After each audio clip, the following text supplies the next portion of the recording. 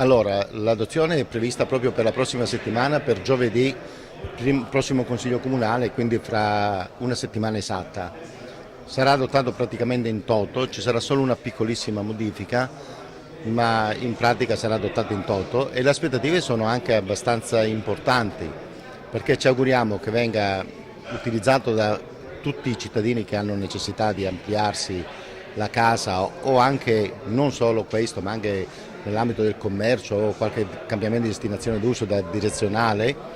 e questo sia per dare una risposta ai cittadini ma anche per incrementare e dare uno slancio all'edilizia e vedere se contribuisce anche questo a risolvere questa crisi economica che stiamo attraversando. Sì, beh, nei 2 anni precedenti il primo anno è stato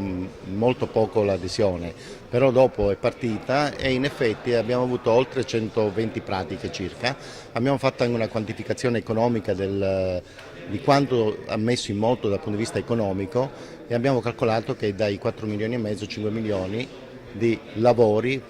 che stanno facendo o che partono qui a Monselice per l'applicazione del primo piano casa. Infatti sono piccoli lavori, quindi sono realizzate da piccole ditte, quindi non è che ci siano tantissimi, però mantiene in vita delle ditte che in questo momento potrebbero essere in grave crisi.